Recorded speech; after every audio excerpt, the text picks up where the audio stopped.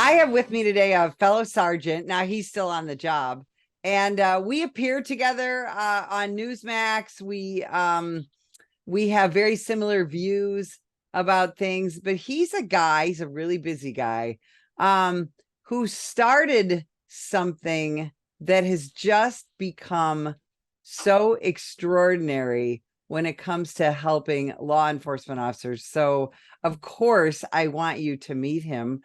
Sergeant Joe Imperatrice, welcome to the show. Thank you so much for having me. So, Joe, so first let's talk about your police career. You're still an active police sergeant with the NYPD. Catch us up on that. So I started back in January of 2006, almost going into my 18th year. I started off in the 70th precinct in East Flatbush. That's the precinct that wasn't known for good reasons. It was the precinct where Justin Volpe, assaulted, I believe it was Abner Louima, the whole plunger incident. So when I got there years later, community was still, remembered that terrible incident. Good thing is I learned from great police officers. Right before I got there, November of 2005, Dylan Stewart was a police officer at Midnights, was shot and killed. And 6 months later, not even 6 months, but a few months later, Frank Hennessy died going to a fake gun run. So when I got there about 7 months later, the house was super tight. We learned from the senior police officers. One of the most diverse precincts in the city of New York, absolutely amazing. From there, took the test. I passed as a sergeant with 3.5 years on. I got promoted, went to the Lower East Side, the 7th Precinct, went into the detective squad, the 9th Detective Squad in September of 2015. Stayed there for a year, spent 2 years in the 1st Precinct Detective Squad, went to the Real Time Crime Center, absolutely amazing because in New York City, it was the first real time crime center ever established back in 2005. And I'm currently assigned to Detective Bureau Staten Island. I want to ask you a couple of questions about that because people hear a lot of things in the media. Can you explain stop, identify, and frisk and why it's not a racist policy and why it did so much good for the citizens in New York? So people need to know what stop, question, possibly frisk. As you mentioned, not every person that got stopped in the street was frisked. It was a great tool because we see in Black and brown communities, violence is much higher.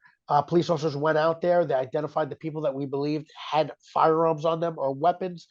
We would target those individuals, and then we would take guns off the streets. It kept criminals on their toes. On top of broken windows policies, those two combined drove down crime in the city of New York and became a template from all across the nation. Um, Under Mayor de Blasio, he used his son as the poster child, right? He made his family feel like they were always violated, and he tied them into the community, and that's how he won. It was his goal to stop it. And what he didn't realize, in a lot of these activists, is that it actually hurts communities. People, as you know, being a retired sergeant, police officers have the right to go up and just talk to somebody, to question someone. If they believe that there's a bulge and they're carrying a weapon, you can, for your safety and the safety of the people around them, take that weapon off that person, or at least frisk it to feel if it is a weapon. So I do believe nationwide, just not in New York City, it's a great tool, and it should be brought back so that we can start driving down crime, because all across this nation, it's out of control. What's the street gang issue like in New York City? I come from the Chicago area, and street gangs and their related crime, their related criminal activity, it's a huge deal. What about in New York? So growing up here, we had the Latin Kings, the Bloods, and the Crips. I'm not saying they're not around, but they're not as prominent. We have more crews. We have these young gangbangers who were never stopped by the cops. They're all in their teens, anywhere from 11 to 18 years old. And with raise the age and all this bail reform nonsense, these kids never had interactions with the cops where they had to be on their toes, where they weren't afraid to carry illegal firearms. And we're seeing an uptick in violent crime all across this nation with young kids because police officers aren't stopping them. Uh, they have an depraved difference for human life. They're on these mopeds and scooters and just snatching bags off people. They're shooting in broad daylight like cowboys. That's the problem we're having in the city. So you started a foundation, I guess we'll call it, right? Called Yes. Blue Lives Matter. Now just that phrase was triggering for some people. But let's talk about the founding of Blue Lives Matter and what your intent was and why you decided to do that. So, as we can remember, dating all the way back to the Michael Brown situation, I believe that was in St. Louis or, in that area. Ferguson, Uh, Missouri. but Ferguson, that's what it was. The hands up, don't shoot. All across the nation, cops were villainized. Every single day from that point forward, police officers were on the front page of the paper or a headline in the news saying how terrible they were. Then we had the Eric Gardner situation with Danny Pantaleo out here, and it fanned the flames. And then we go into fast forwarding a couple of years, George Floyd, and all this nonsense. To go back to 2006, I was tired of seeing all the negativity on the news. And the goal was to show the public that even off duty police officers do great things, that they're human beings and they really do love what they do. On top of that, I started seeing the line of duty families, the officers that were killed in the line of duty, their families get put on the back burner. And I can only imagine watching all this nonsense on TV, them saying my loved one was killed for this, to be spit on and talked about, how terrible they are. So I wanted to go out there and put a smile on their face, to show up at their doorstep, to be a combination between a Make-A-Wish Foundation, like an Extreme Home Makeovers for police officers, to start bringing back something good. And I'll never forget it. I went to Brooklyn. I sat down with a lawyer that deals strictly with nonprofit organizations. I liked what I heard, and I'll never forget it. He said at the time that, Joey, this could be something big. Just the name alone, it could be a nationwide name one day. And I didn't think about that, but I liked what I heard about the nonprofit. I gave my own credit card, and in January of 2015, we came at registered 501c3 nonprofit organization. And to date, not one person's on payroll. We've been all across the nation. We raised over $2 million, and great feeling helping people. That's so extraordinary because, like you said, I think that a lot of people think when an officer is killed in the line of duty, that their family is just somehow magically totally taken care of, or when they're injured as well. And that's not always the case, is it?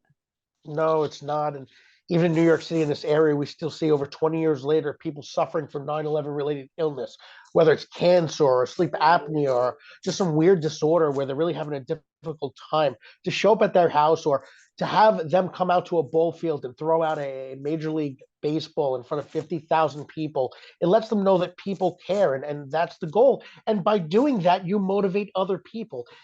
Betsy, because of the media, it's always black versus blue. They wanted black lives versus blue lives. It was never supposed to be that. But because the media wanted to do it, that's how I got catapulted into this political whirlwind and speaking about police officers. But at the end of the day, this isn't about me. This isn't about going in front of a TV camera. It's about helping police officers, motivating police officers, and letting the officers know that were killed in the line of duty, that their families will never be forgotten. So let's talk about that, because after the death of Michael Brown, the justified police shooting of Michael Brown in 2014 in Ferguson, Missouri, and then there were several other notorious cases. Then we come to the death of George Floyd in 2020, and now moving forward 3 years later. When we look at these situations, the thin blue line American flag, I have one in the background here, somehow became a negative symbol. And then the phrase Blue Lives Matter, which is a phrase that we have been using in law enforcement for quite some time. Sure. Somehow that became negative and you became the center of that. Talk about that. Yeah, well, first of all, let's get something straight. Any life lost, whether you're on the right side or the wrong side of the law, is a complete tragedy. No one deserves to lose their life. But unfortunately, in life, things happen.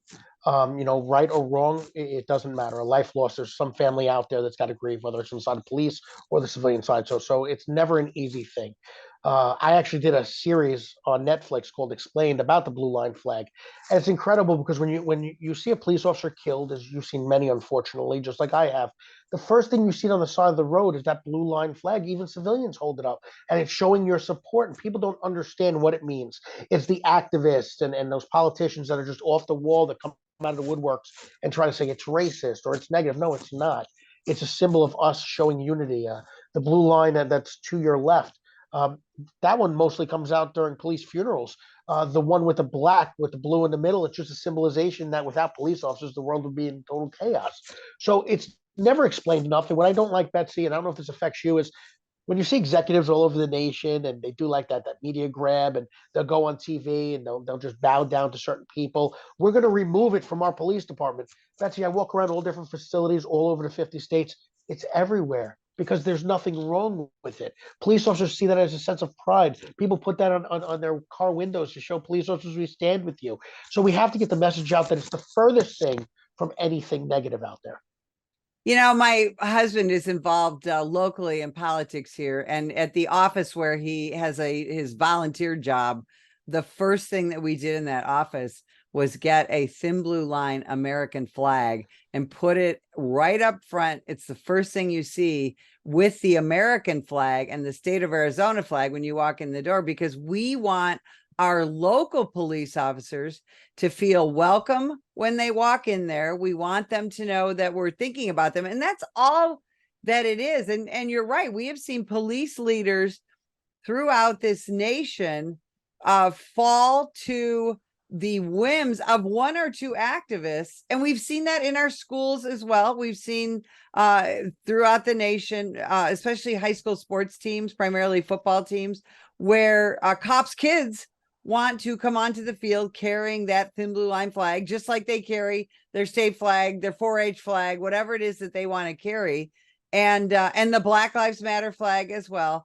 But somehow that thin blue line flag evokes so much negative emotion in really what I believe is a small amount of people. But the media has really grabbed onto that, haven't they, Joe? They have, and policing has become so diverse like it should have. And you have officers, whether white, black, Hispanic, and everything in between, that off duty wear blue line shirts or bracelets. If it was that negative or that divisive, these individuals would not be on their own time wearing that stuff, especially if they're black and brown.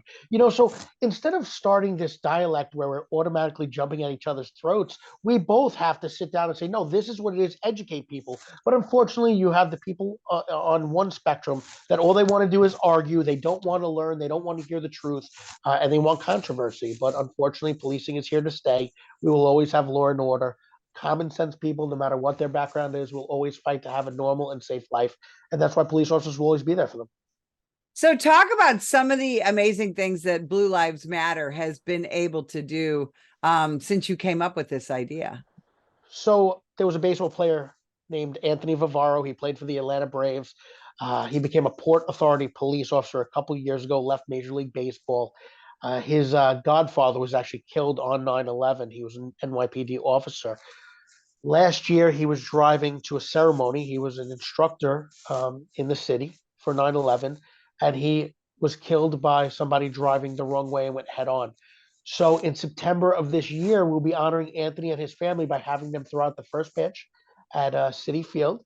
It's a Mets ball game. And this is what we do. We have the family come out and we honor them. We have a huge gala every single year where we honor police officers killed in the line of duty. We flew out to Los Angeles a few years ago in California when Ronald Singh was shot and killed. I get chills thinking about it because at the time my son was 8 months old and his son I think was like 3 or 5 months old, and it just if it upsets me because if something happened to me and my son didn't have a dad, I'd want someone there for me. So we flew out there. We met the wife. We met the little son months prior. We flew out his brother and a police chief, and we raised $15,000. When cops have been killed in the line of duty out here, whether it was Simonson, Mulkeen, Ramos, Lou, Mora, Rivera, we team up with other fraternal organizations. We've raised over $60,000 just per fundraiser. So it's absolutely incredible. 3 Puerto Rican cops were killed in Puerto Rico a few years ago. In 30 days, we raised $60,000 with the help of the Hispanic Society and the Ramos Foundation and flew out to Puerto Rico. Plenty of times we've literally showed up at a doorstep with flowers and something that we love the family does, whether it's a little trip somewhere or whatever the case may be. And that's what matters. That's what's special. And that's what we're going to continue to do. What kind of support do you get from the non-law enforcement community to keep Blue Lives Matter going? Well, let's get something straight. And I love keeping politics out of it. And people of all over that I've met, whether Democrat or Republican, love police officers. They want good, proper, respectful policing. They deserve that. But they also want to see their streets safe. So there will be people that will come up to me and say, Joe, we don't want anyone knowing we did this, and they'll make a donation. They'll show up at my gala, and no one's standing there saying, are you Democrat, Republican? No, we're human beings. That's what we are. We want the same thing, and that's what we want to continue. We've received tons of support. Don't get me wrong. I've had some, fans, from that don't like cops. I've had AOC and the squad come after me, which is never fun. But you're obviously doing something right, and I'm not here to argue. I'm not here to call out people or yell or scream or call people names. I'm just here to give people the facts and show them firsthand how important policing is. We always have to change and evolve, but we also need to keep people safe. How do you think that policing, law and order became such a political issue? It wasn't a particularly political issue when I got on the job, and even when you got on the job, we were taught you don't talk about politics, especially when you're at work, things like that. You just go do your job. How did it become so political? The world has gotten soft. We see what's going on with military. We have military people out there that join and are willing to give their lives because at a moment's notice, we can be attacked. We may need to be sent somewhere. And, dating back to all the wars that we've had, it's not pretty. You need freedom fighters. Same thing with policing. It's not pretty. But what I've noticed as I get older is there's certain people out there that don't want to have the world be a peaceful place because then they have nothing to fight over. Then in their minds, they have nothing to work towards. They love the chaos. And that's why we need like-minded individuals, common sense people just to stand up and say, no, we're not listening to this. We need a safe life. We need common sense, and we need to move forward. Media, I think social media, not just media, but I think it's been a downfall of American society because at first it was just to stay in touch with people. And now everyone has an opinion. Everyone's an expert. Everyone's an activist. And God bless everyone for really wanting to make a change, but it hasn't always been for the better. One of the things that we talk about a lot at the National Police Association is that we're here to support the citizens, and the defund the police movement, it didn't particularly damage cops. It damaged our citizens, our neighborhoods. What have you seen in the last 3 years with the defund the police movement that really started in earnest after the death of George Floyd? Well, I've seen twofold. So let's talk about the community portion. We've had less cars being able to turn out nationwide, less police officers being hired. We had more police officers retiring. We have less proactive units, which are not a good thing because you need proactive policing. So those coupled with each other have hurt these communities. On the police side, behind the scenes, yes, you're hiring less cops. That's because you don't have the money, but they're not able to update technology as much. They're not able to go out there and, for instance, computers or vests. They're not able to buy them as much as they were able to. One thing, as crazy as it sounds, is there was a situation where a police officer's vehicle was involved in a car accident. The tow pound literally said, sorry, because of defund the police, we close at 11. We won't back till 8 o'clock tomorrow morning. And they couldn't get that police car off the street. So individuals don't see those little tiny things which really go a long way, but without having the money there, it has affected both sides. The NYPD is about 4,000 short, and actually 9 out of every 10 police departments in this country, small, medium, and large, are shorthanded. What do you think it's going to take to bring new young people back to the profession of law enforcement? I think there's a bunch of aspects. I think the legacies, for instance, we call them. It's police officers that joined because their grandfather, their mother, their father, whoever the case may be. Back in the day, people were proud to say that they were a police officer and want to get their child on. Those individuals now are turning around and saying, no, I don't want you to be a cop. It's not worth it. So that's one problem. We can always talk about money. It doesn't matter how much you give somebody, it's never going to be enough. So you don't become a police officer for that instant. So my personal opinion, I don't think that's number one. Would it be nice to make $1 million being a cop? Of course it would, but it's not going to happen. We really need to have leaders, political leaders, stand up and help police officers instead of trying to hurt them, instead of someone waking up every morning and saying, if I put a uniform on, I might leave my house as a police officer, but I may end up as a criminal behind bars because I thought I was doing my job the right way. People don't want to have to worry about that. On top of that, other than the military, and there's plenty of very dangerous jobs, you can walk out of your house and maybe never return because you get shot and killed or involved in a motor vehicle accident or chasing somebody and fall off a roof. So people are saying, is it really worth me going out there and risking my life in order to get demonized every single day? And the politicians really, look what they did in New York City, the diaphragm bill. We know from just martial arts that wrestling with somebody, you're going to end up on top of them. It's just what happens. But now you're going to lock up a police officer because they tackle somebody and they end up on somebody's chest for 2 seconds. That's crazy stuff. We need to bring common sense into policing. And I think after that, showing legitimate support from both sides of the aisle, I think we'll be able to attract more people. How do you think body-worn cameras have affected American law enforcement? Because, again, when we talk about exactly what you just said, the use of force, activists said, everybody needs a body-worn camera to show how brutal cops are. And actually, that's not quite been, actually, I think it's been more positive for law enforcement. What do you see? I think what happened was it was the best thing ever for law enforcement because someone can't just come out and accuse you. Now it's on tape, and we see people actually pull back and don't curse cops out as much. Some do, or aren't as violent when they realize that the camera is recording. I think it backfired on the side of the activists because they thought they were going to catch more. And now because it's not going their way, they want to tighten the reins even more. I think there's nothing better than seeing it on camera. What hurts, though, is district attorneys, unless it's on camera, they won't prosecute. That's the negative side. There are times where someone comes up to you and says, hey, so-and-so did this to me. Well, is it on camera? No, but I have a victim, and they won't want to prosecute nowadays. That's the negative side. But for police officers to keep you safe, to keep you from losing your job, as long as you're doing things right, I think it's an amazing tool to have. I agree. You're absolutely right. So, Joe, where can people find you, find Blue Lives Matter? Where can they help out with this mission that you're on?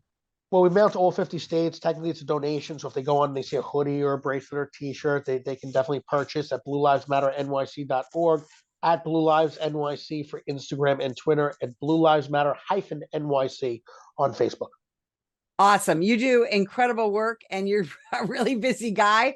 And we so appreciate you spending time with us today. And if you'd like more information about the National Police Association, visit us at nationalpolice.org. Put the gun down! Put the gun down! Last year, law enforcement officers were involved in hundreds of thousands of use of force incidents. A use of force incident is when an officer must use nonverbal tactics to gain control of a dangerous situation. Put the knife on the ground. In many cases, officers have no choice but to use force when a suspect doesn't comply with a lawful order. Use of force is always ugly. No one likes it, especially police officers. Together, we can help de-escalate these dangerous encounters. Help police officers by complying with their lawful orders. Don't attack, attempt to disarm, or flee from an officer. Use of force is an officer's last option. Most incidents can be avoided by not resisting arrest. If you feel you've been wrongfully detained by a police officer, then seek a legal solution after the encounter has been resolved. Let's keep everyone safe. Comply now and complain later.